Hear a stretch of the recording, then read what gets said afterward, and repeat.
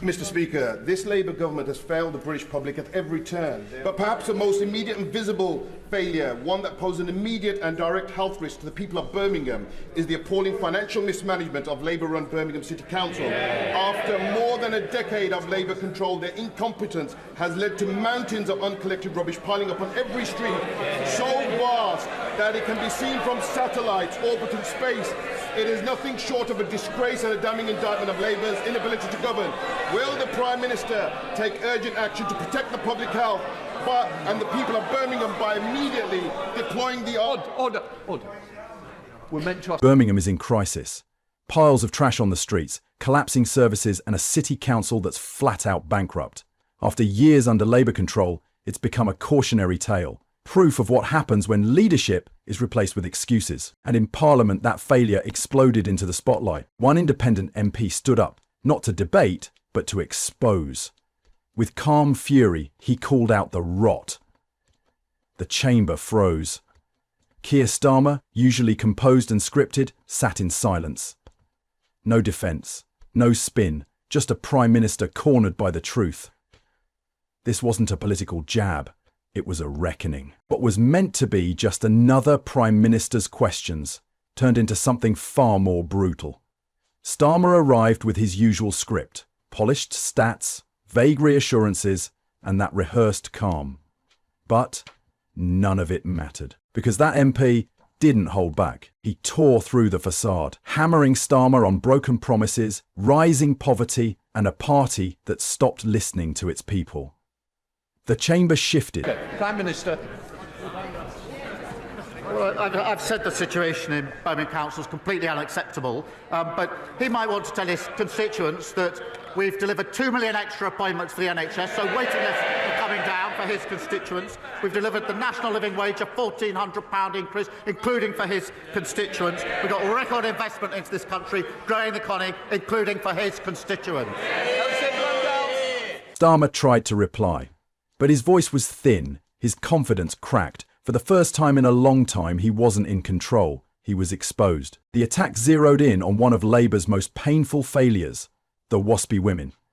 Women who worked their entire lives expecting fair pensions, only to be blindsided by policy shifts that left them with nothing. And when they turned to Labour, they were ignored. The MP didn't just mention them, he made them impossible to forget.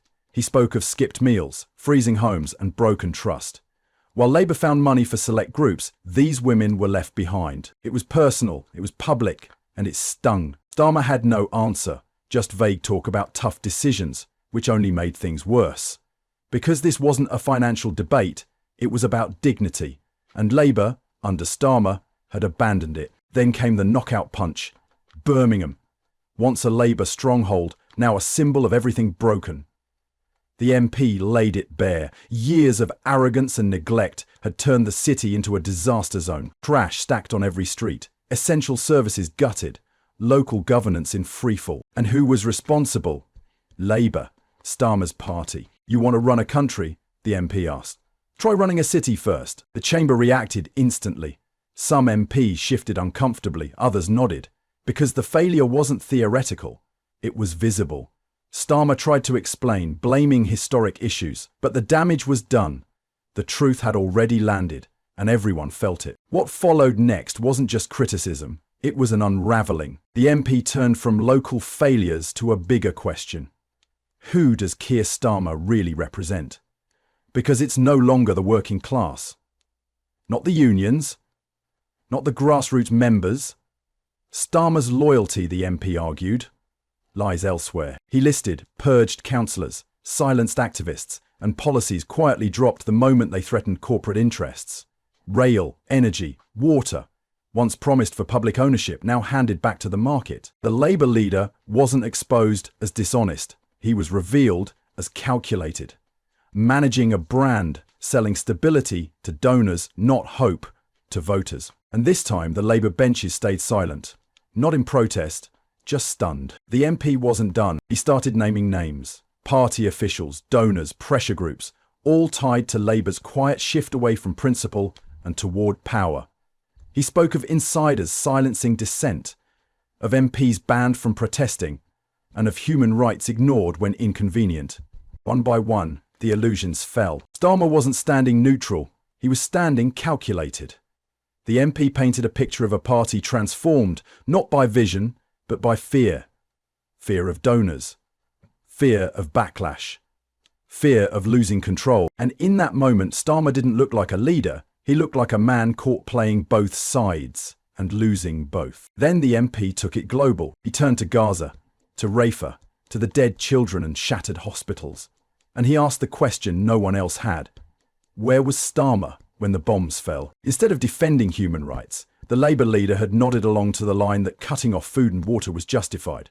Not out of belief, but out of caution, out of fear of upsetting allies and funders. The MP called it what it was, cowardice disguised as diplomacy. And this wasn't just about one conflict, it was about a pattern of silence, of complicity, of refusing to lead when it truly mattered. The attack deepened as the MP exposed Labour's growing ties to corporate power.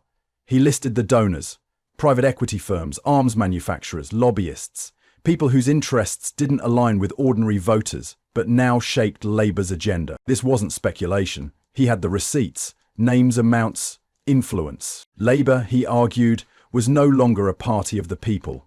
It had become a product, marketed for approval, funded for silence, run like a business. And when it came to foreign policy, Ukraine, Yemen, Africa, the story stayed the same. Money flowed, voices stayed quiet. Starmer, the human rights lawyer, had become Starmer, the risk manager. Then came the moment that stunned even the opposition benches. The MP raised the case of Julian Assange, a journalist imprisoned for exposing war crimes, left to rot while Starmer, once head of public prosecutions, did nothing. In fact, he had helped pave the way for Assange's extradition. It was the ultimate contradiction. A man who claimed to fight for justice now stood accused of silencing it. And as the MP laid out the facts, it became clear. Starmer hadn't just walked away from Labour's ideals, he'd actively dismantled them to protect power, to protect his rise. The MP then brought it back to Britain, to the streets people live on, not the headlines politicians chase. He spoke of councils collapsing, like Birmingham, of social care stripped bare, youth centres shuttered, libraries gone, and families struggling just to stay afloat, all under Labour's watch. He contrasted the billions spent abroad with the silence at home. There was always money for war, he said, but never enough for nurses, pensioners, or working families. And that silence? It wasn't an accident. It was policy. A calculated decision to ignore the suffering that couldn't be spun into a photo op. Then came the emotional core of the MP's message. The people. He painted a stark picture. A single mother juggling 3 jobs and still needing a food bank. A retired miner waiting months for care. A woman robbed of her pension after decades of work. This wasn't just about policy. It was about dignity. Ripped away by leaders who claimed to stand for the people, but delivered only silence. He listed the numbers. Millions in poverty. Children going hungry. Hospitals overwhelmed. And as he turned to Starmer, the question wasn't political. It was moral. Where was the compassion? Where was the fight? The MP didn't just speak in emotion. He brought the receipts. He ran through a devastating list. Pledges to renationalise water, energy, Royal Mail, abandoned. Promises to raise the minimum wage, scrapped. Tuition fees, forgotten. Universal credit, still here. Every campaign vow stripped for parts, the moment power became an option. It was more than backtracking. It was betrayal in plain sight. And then he returned to the waspy women. To Margaret, a 64-year-old widow who lost her home after believing in Labour. Her letter was raw, her story heartbreaking, and her silence the result of a party that stopped listening. The MP brought it all together in one cutting line. Labour may wear red, but under Starmer, its soul had turned blue. He pointed to council records. Slashed budgets, disappearing services, entire communities left behind by the very party meant to stand for them. Labour hadn't just failed to protect the vulnerable, it had chosen not to. This wasn't about spin or political theatre anymore. It was about survival, and the people who needed help the most had been treated as expendable. For them, Starmer's Labour didn't feel like a lifeline. It felt like a betrayal wrapped in branding. By now the chamber was boiling. Some applauded, others sat in stunned silence, but all eyes were on Starmer, and he had nothing to say. Not a rebuttal, not a defence, just stillness. Because the MP hadn't just critiqued a party leader, he had pulled the curtain back on a political machine, one that once promised fairness and now delivered managed decline. No one looked away, because they weren't just hearing an argument. They were watching the truth catch up with a man who built his rise on carefully controlled words. And now, none of them worked. The MP then revealed the quiet truth few dared to speak. Inside today's Labour Party, fear rules. MPs weren't silent because they agreed. They were silent because they were scared of punishment, of deselection, of being cast out for speaking up. He spoke of activists expelled, debates shut down, even long-serving MPs like Diane Abbott and Jeremy Corbyn sidelined, not for wrongdoing, but for refusing to fall in line. This wasn't democracy. It was control. Labour wasn't just cleaning house, it was erasing its roots. And what was left?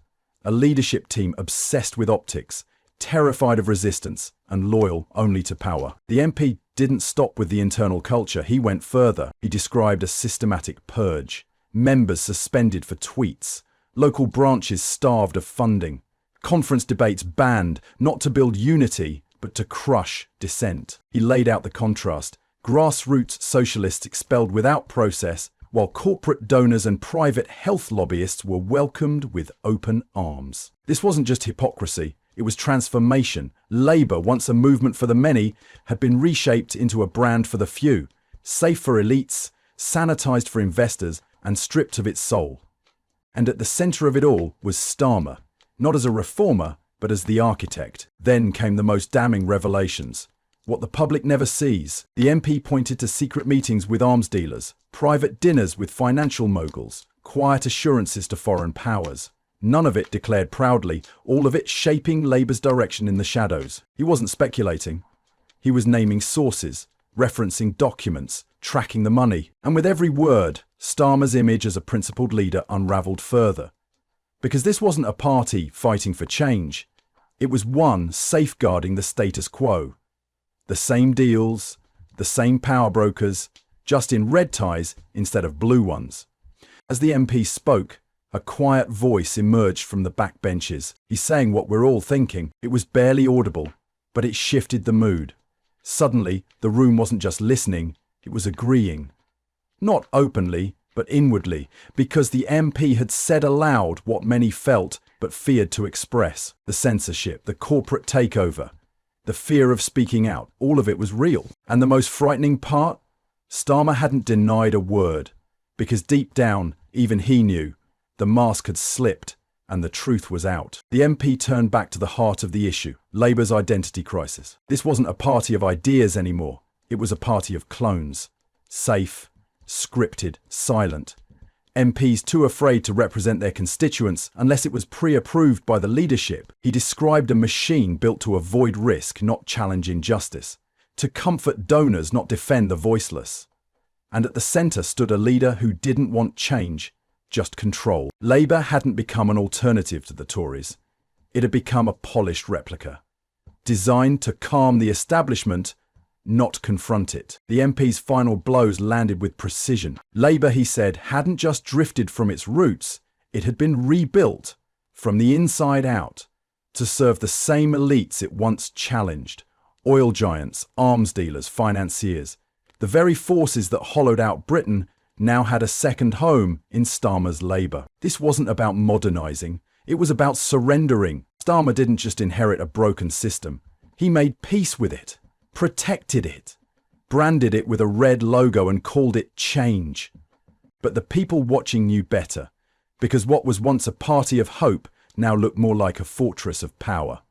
The MP shifted focus to the one force still capable of changing everything, the people. He spoke not to Starmer now, but to the public, to those who had been ignored, lied to and left behind. He reminded them that Labour's betrayal wasn't just political, it was personal. But in that betrayal, he saw something rising, a hunger, a quiet resistance ready to grow loud. People weren't waiting for permission anymore. They were organising, demanding, refusing to be fooled again. The real Labour, the one built by and for working people, wasn't dead. It was waking up. And Starmer, he was no longer its leader. The MP's voice grew louder, firmer. This wasn't just a warning, it was a declaration. He told the House that the British people were done waiting, done hoping that someone at the top would save them. The revolution they needed wouldn't come from Parliament. It would come from the ground up. No more loyalty to parties that forget them. No more patience for leaders who trade justice for headlines. The tide was turning, and it wouldn't wait for Keir Starmer to catch up, because the people were already moving, and they weren't looking back. The MP closed with a simple truth. Starmer had his chance, and he wasted it. He wasn't the saviour many hoped for. He wasn't the leader Labour needed.